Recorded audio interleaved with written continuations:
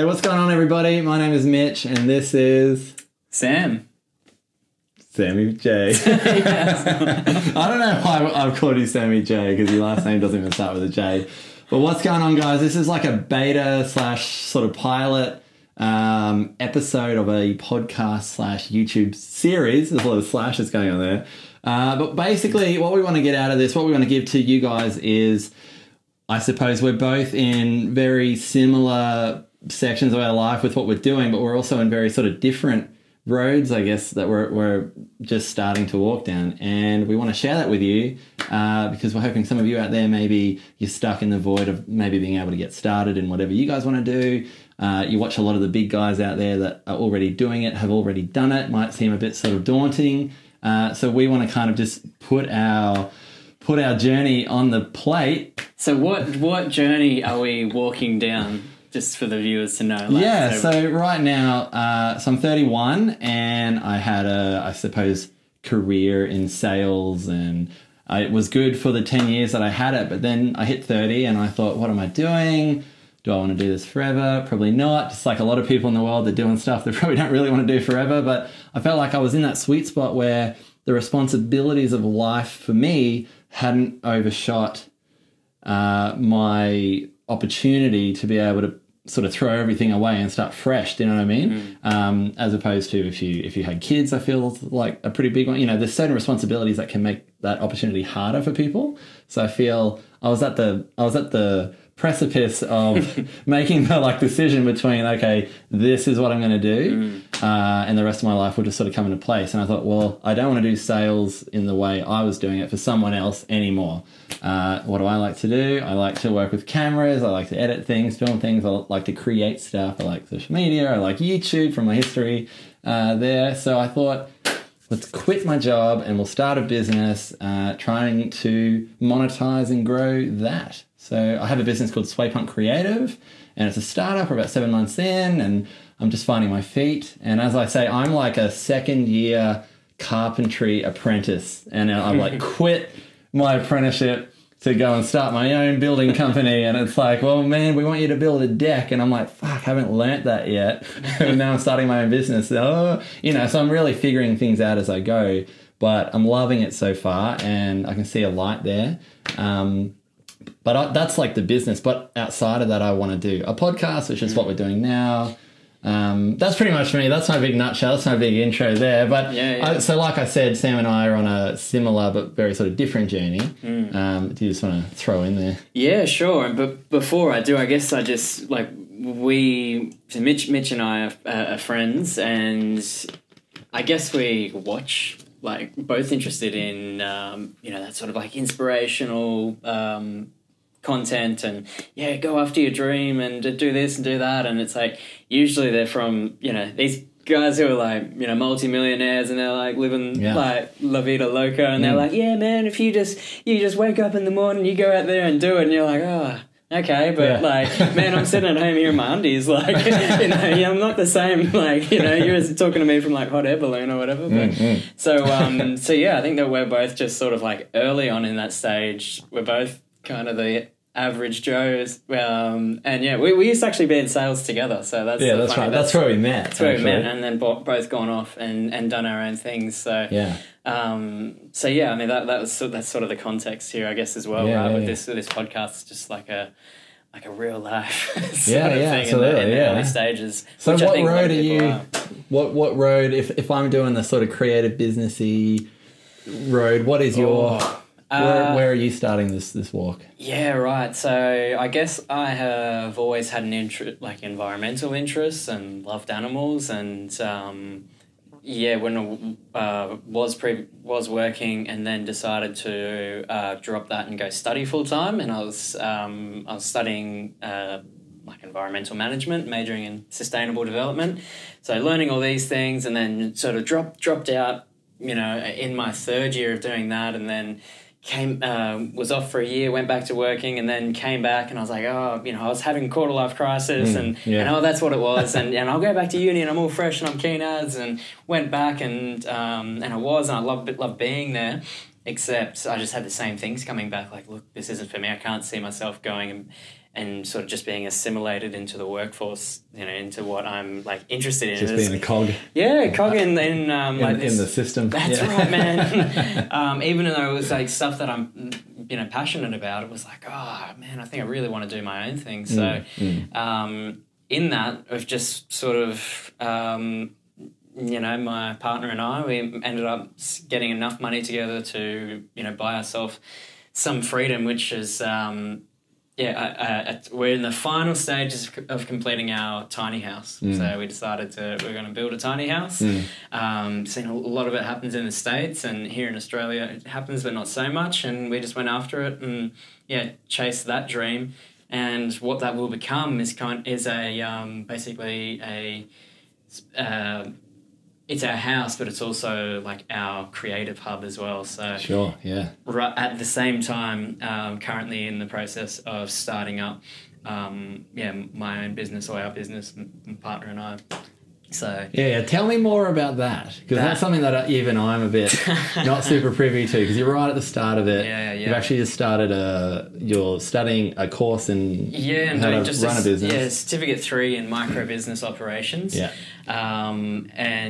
Basically we're getting a like an eco-conscious clothing brand, you know, off, awesome. and onto it. So based around sustainable fashion and also the plant-based movement, which is, you know, a very large movement. I eat plants myself, I eat plants too. Yeah, I eat exclusively plants. I really love them. Yeah. He's a vegan. That's what he's saying, which is cool. Yeah, sure. Yeah, and so I guess we're tying in. Well, you know, kind of have to go back like a long way, really. But like, you know, that journey was a long time for me. I think when I first wanted to become vegetarian, that took 3 years, and then I was vegetarian for 2 years, and before, you know, only a few months back I'd gone, you know, into a fully plant-based diet. Yeah. And I love that. Just to jump on that, I love that when someone chooses something and they wake up that day and they go, this is what I'm going to be, or this is what I'm going to do, or this is what I'm going to try. Yeah. To the outside, it might look as though you've just woken up and you've just decided you want to be vegan one day. But sure. I think if you nut out through the depths of any journey anywhere in life, there's always that backstory to it, which is what I love. Hearing, you know, what sort of brought you to that point. Yeah, and I think that's cool. Yeah, and no different to what you're doing now. I mean, it's not, for some people like, whoa, Mitch just quit his job and was in a good position and was going well, and suddenly he's just off doing this. You know, he's a creative content. He's this content creator now. Like, how did that happen? But like that, I know we've been conversation in that for for years. So and I think that's what it can look like from the outside for like other people as well that are wanting to start something up, and it's like, oh gosh, people just crack their yeah. And that's also, if you look at anyone that is successful in life somewhere, you only hear about them when they're already successful. You know what I mean? Like, no one had heard about Steve Jobs when he was in the garage all those years ago. You know, they heard about him after the fact. And then when you see or you read or you hear about someone, you go, oh, fuck, look at what they're doing. And that's when I think there's that gap between, oh, well, that guy just like started and he was just instantly at the top. And what's that saying? It takes years to be an overnight success. No, I haven't heard that. Which is a great saying, I think. That's so true. Yeah. And so 100% true in our cases, and I'm sure for anyone that's sort of in the same position, you know, be going through the same thing, I'm sure. So that's that. And so they're basically starting up this this brand, which will be I mean, this is what, so within that plant-based movement or veganism, you know, even that name just turned me off for years, really. I felt something like, I had this vegan, you know, if it's just like, I had big like association. Stigma. I'm like, whoa, I'm not that person. And I feel like a lot of the clothes and apparel represent that as that previous movement as well. Like, you go to buy something and it's just like vegan in capital letters, vegan vibes, and you know, it's this sort of past grassroots activist movement, which is like still goes on, but like now it's the fastest growing movement in the world, and in Australia is the third biggest market. And I think there's a lot of people that are like, oh, you know, like, you know, yeah, that's cool, but you know, that's kind of not me. And the whole thing is meant to be sort of like this, whether people talk about, you know, it's not just like animal ethics, but environmental whatnot, and that's what I've looked at, and you're like, oh, cool, that's, you know, cool shirt if you find one that isn't just like, you know, overtly just like, don't eat meat. But but then there is a little bit of that over the topness to it. Sure, there is that little bit of the I suppose the stigma comes from those people that are oh, I'm a vegan, oh, and you're not, and then totally it has created like a divide between whether you are or aren't. And when we were vegetarian, and you know, people would be like, oh, you're vegan, oh, I'm a vegetarian. Oh, okay. And it's it changes it changes who you are. It's like not quite there yet. It's kind of true in hindsight. But anyway, this sort of started, I feel like I'm really talking about myself, so I'm just going to just dive in. But I mean, partner and I were at the markets, there were vegan markets in Brisbane, and a friend that I used to work with, he was there with his brother that was starting up. They have like these, had some shirts, and same thing, starting something up that was like they had identified that same sort of gap in the market, and are doing shirts on this sort of more subtle kind of imagery of and shirts of the movement. And it just sort of dawned upon me. I was like, you know, we were thinking this at the same time, and we kind of laughed about it. It's like, oh yeah, like the next markets we open up, we're like the store next to them doing like the same thing. Is stuff that was like churning around our heads as well. But I was like, at the same time, like all you see is sort of like these, you know, shirts and hoodies, and it's like you kind of you have a look and they're like made in Bangladesh, and it's kind of like, that sort of takes away from the you know, the sweetness of it. And when I left school, actually I dropped out in the start of year 11, and I actually went to TAFE and did fashion design for 18 months. So I remember you. Yeah, one of the few people. Not many people know that. Yeah. And I dropped out. Like I really love. I've always been creative and artistic, and loved design, and I loved that as well. And but I was young and impressionable, and you know, I was like one of the few guys that was in the class, and you know, of the few guys that were there, they were, you know, like really sort of like, you know, extreme and like, you know, bit of a divas, or no, like it sounds horrible. I know, like I was just like, but even in the industry, there was a lot of bitchiness around it and stuff, like which might be like, like no surprise or whatever. But like, I guess as a young person, it's like I grew up, you know, racing motorbikes and go-karts and, you know, long line of mechanics, and I was working on cars, and I was like, oh my God, this isn't me. And I was just like, you know, I sort of, but that's just come from my insecurities. So I dropped that, and then this is sort of just like all the pieces kind of like coming back together. And so that's kind of where that's at.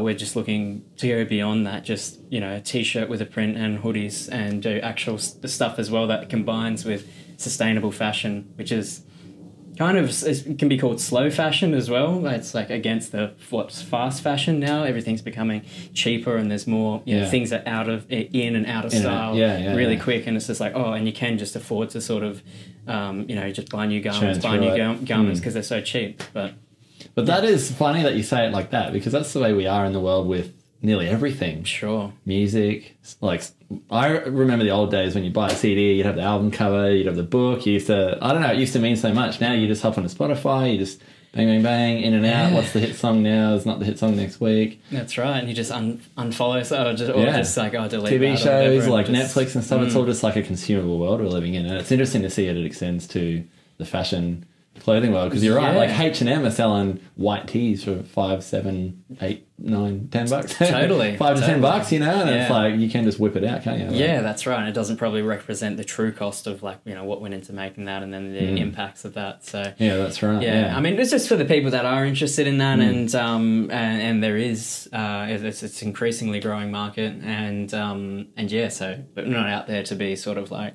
shame other people or this and that. And so are we dropping names here, because you I feel like in a way we're like wannabe entrepreneurs, and I will say wannabe just to safeguard myself from anyone like at home that's thinking we're in gestation or something. We're like germinating. I am like definitely a mental entrepreneur. Like I've always hated the thought of just doing one thing. Like, this is you're a lawyer, be a lawyer forever, and that's it. Like I've always hated that. So instead I've tried to be a lot of different things, not really successful in any things, but that's why I'm like a mental entrepreneur, because I want to do this business, I want to do a podcast, I want to do a YouTube channel.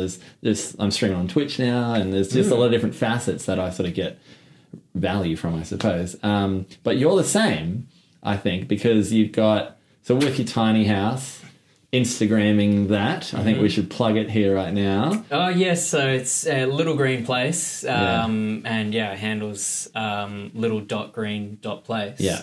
Did you change that recently? Was it AU? Was it Little Green Place AU? Underscore. Yeah, that's right. Yeah, and it had an AU, and then I checked it out this morning. Another friend's advice, like drop the AU and I think it looks neater. Yeah. Okay. And so as well with like underscore being a bit of like a handful to like say. It is, isn't it? Yeah. Okay. So Little Green Place. Yep, that's right. That encompasses. What does that encompass? Your tiny house journey across. Yeah. Right now it's the build, so it's just of us building the house, and that's the journey. But that's kind of stage one, and once the house is finished, which should be another week's left of work.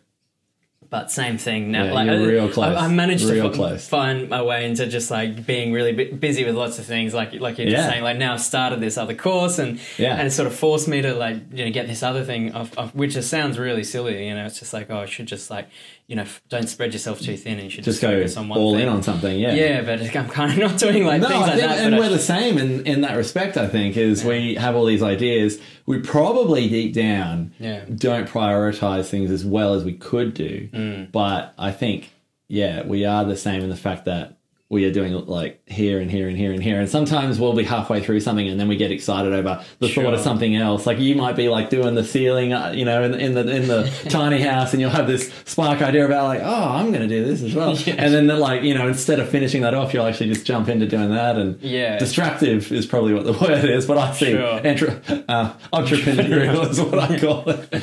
But so the Little Green Place, is that... That's stage. So stage one is the like finishing this build, and then basically that becomes our hub and what we were. So it's kind of there's another thing that will go like so the brand the apparel business that was starting. That's going to be called Jungle Alley. Oh, okay, awesome. That's something that have been in concept for a while. But we'll also be building a Little Green Place, and that's basically be a sustainability hub. So with recipes and nutrition, we're doing like a lot of composting. We're going to be working towards sustainability. I don't want to say like we are doing green living, because it's a process, constant, and it's just like you go towards that. So the whole thing is meant to be that it's sort of closed loop, and so we'll be we'll have like composting toilet and all our food, which we've done before with our food waste. We've always like composted that. But we'll be doing as well as sort of gardening and.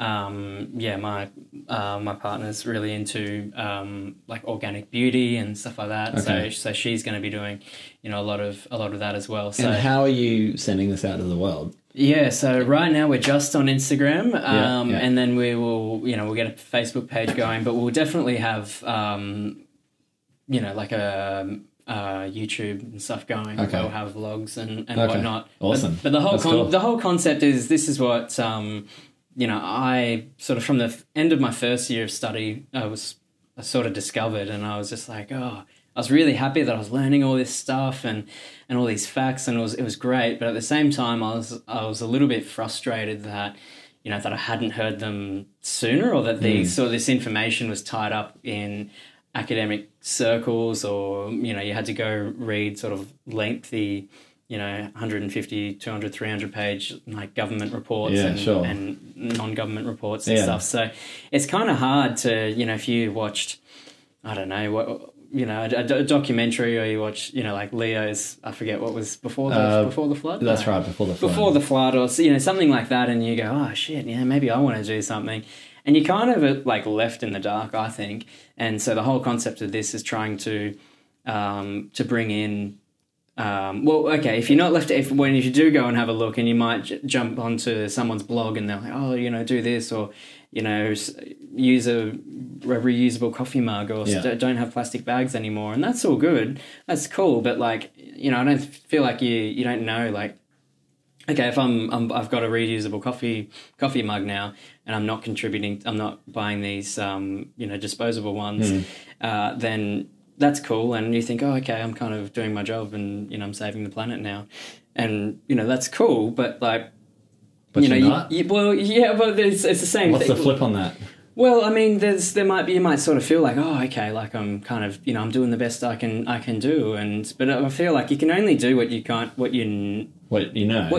Yeah, and right. so if you don't have the information, like, you kind of don't know. So people can rely on Little Green Place, Jungle Alley to extract information that are hidden deeper, like you were saying, in these reports and fucking massive textbooks and stuff. You guys are going through that. Yeah, and we're going to extract that and put it into a format that is easy to digest, and, with the use of infographics, so imagery, as well as just, in more simple layman terms, you get the facts on things, and right now we're in this world of it's like too much information, and I just sort of think what's really important is to try and get good quality information, but just have that like that should just be easily accessible. I think in today's you have to work for it. You shouldn't have to sort of. So that's what we're going to create, and if that's what you're if you're interested in that, that's what what's what we're going to be doing. So that's really cool. Not trying to push it down people's throats or anything. It's just if you have the interest, like we want to make that easy for you. So, but it is something that is happening now. You're at the build, and I suppose are you just going to layer these pieces on? Because I know, like we've been speaking recently, in my own respect, I've been just wanting to start on something and sort of get that process underway. Because habitually, previously, I'd be like, okay, I have to do these 5 things, and I try to start them all at once. And I'd do that once. I wouldn't do that. I'd miss that and that twice. And then it'd all fall over in a week. You end up pulling a pose, something like that. You end up just going, taking on too much, and you end up doing nothing. So one thing I've learned recently is to just filter, sort of drip feeds, the word I use, to, when I want to do 5 things, go, hang on, let's do 1. Let's sort of get that brick in place correctly. It's like sitting there, it's nice, and then it's stable, it's ready for the next layer. If you're trying to make like a Jenga tower and you're just kind of throwing things on and they're messy and stuff, it's probably going to fall over, right? So that's one thing I've learned. So are you in the same respect? You're just going to slowly add, because if you have the build going on there now, and that's going to be done in a week or so, and then I guess what's the next layer? I kind of jumped the gun too early in that, and I think what you're talking about, what you've discovered and what you're doing is like the best way to do things, but I sort of like sort of cornered myself and just I grabbed all these bits and pieces. I'm like, but really, I mean, the build has been the massive thing. Like that's our platform, the tiny house. But so that's sort of a week off being finished, like I said.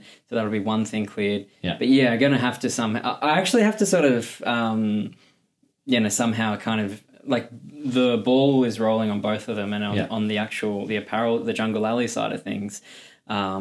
I got sort of, because when I was like, right, okay, done with uni and finished with uni, and I sort of like had to go really quickly into something else. So for this plan, and because the Little Green Place, like that, we didn't want to attach any sort of product with that, because it was just, I didn't want like a second, people guessing of like, other hidden agendas, or they're just trying to sell something. Yeah, which there always is on Instagram, it seems, isn't it? People don't really want to dish out things for free these days.